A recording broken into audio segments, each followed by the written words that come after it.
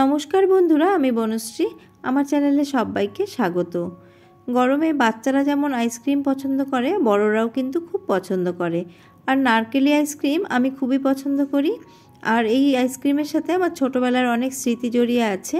আমি যে স্কুলে পড়তাম তার স্কুল লাগোয়া একটা আইসক্রিম ফ্যাক্টরি ছিল। আমরা কিন্তু মাঝে মাঝে স্কুল ছুটির পরে ডাইরেক্ট ফ্যাক্টরি থেকে আইসক্রিম কিনে খেতাম।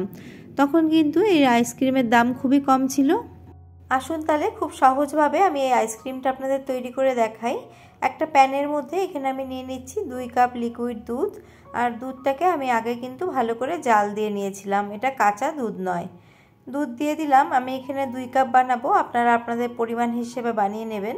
এবার আমি গ্যাসের ফ্লেমটাকে অন করে দিচ্ছি। দুধটা হালকা গরম হতে শুরু করেছে, আমি দুটো ছোটো এলাচের মুখটা ফাটিয়ে দিলাম। আর একই সাথেই কিন্তু আমি চিনিও দিয়ে দেবো। যেহেতু দুধটা আগে আমার ফোটানো আছে, তার জন্য এখনই আমি চিনিটা অ্যাড করে দিচ্ছি। আর আপনারা আপনাদের দুধের পরিমাণ হিসেবে চিনিটা অ্যাড করে দেবেন। ভালো করে আমি মিশিয়ে নিচ্ছি। আর এই হালকা গরম দুধের মধ্যেই আমি আরেকটা জিনিসও মেশাবো। এর মধ্যে আমি মিশিয়ে দেব 4 টেবিল চামচ গুঁড়ো দুধ। এখানে আমি নিয়ে নিয়েছি এভরিডে, যে কোনো গুঁড়ো দুধই কিন্তু আপনারা মেশাতে পারেন। আর এটা কিন্তু হালকা গরম দুধের মধ্যে মেশালে কিন্তু ভালো করে মিশে যাবে। দুধটা বেশি গরম হয়ে গেলে কিন্তু মিশতে একটু অসুবিধা হবে, তার জন্য হালকা গরম দুধেই আমি ডাইরেক্ট এর মধ্যে দিয়ে দিলাম। আর আলাদা করে আমি এটাকে বাটির মধ্যে গুলে নিলাম না।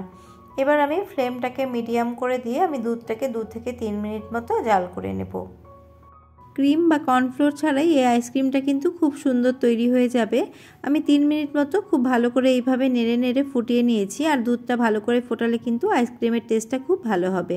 দুধটা ফুটে গেছে, এখন আমি দুধটাকে ঠান্ডা করে নেব। দুধটাকে নামিয়ে রাখলাম, ফ্যানের তলায় রেখে নাড়িয়ে নাড়িয়ে দুধটাকে আমি ঠান্ডা করে নিয়েছি। আর এর মধ্যে থেকে আমি এলাচগুলোকে এখন তুলে ফেলে দিচ্ছি। আর এই ঠান্ডা দুধের মধ্যে আমি এখন ফ্রেশ নারকেল কোড়া মিশিয়ে নেব। আমি কিন্তু নারকেল কোড়াটাকে কোনো রকম জাল করব না, ঠান্ডা দুধের মধ্যেই মিশিয়ে নিচ্ছি। একটা ছোট সাইজের নারকেলের হাফমালা নারকেল আমি কুড়ে নিয়েছিলাম, সেই নারকেল কোড়াটাই আমি এখানে দিয়ে দিচ্ছি 2 টেবিল চামচ মতো।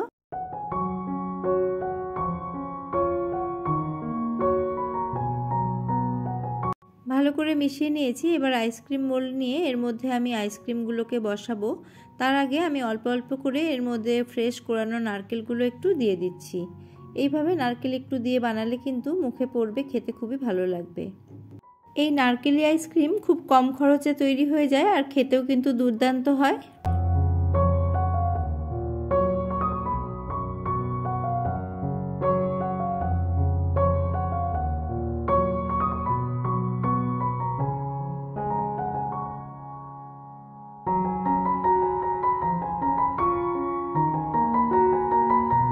আমার আইসক্রিম মোলটা খুব ছোট, তার জন্য কিন্তু কিছুটা দুধ বেঁচে গেছে। আর এখানে দেখুন আমি চা বা কফি খাওয়ার যে ছোট গ্লাসগুলো হয় সেই গ্লাস নিয়ে নিয়েছি।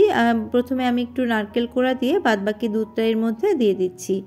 বন্ধুরা, ঘরে যদি আইসক্রিম মোল না থাকে আপনারা এইভাবে ছোট কাপে বা ছোট গ্লাসে আপনারা এইভাবে আইসক্রিম জমিয়ে নিতে পারেন। এবার মোল্ডের ঢাকনাগুলো লাগিয়ে দিতে হবে। আমি এখানে মোল্ডের ঢাকনা লাগাবো না, আগে যেরকম স্টিকের মধ্যে পাওয়া যেত সেরকম আমি বানাবো। তার জন্য একটা অ্যালুমিনিয়াম ফয়েল দিয়ে আমি পুরোটাকে ঢেকে দিলাম। এবার আমি একটুখানি ছিদ্র করে এক একটা করে স্টিক লাগিয়ে নেব।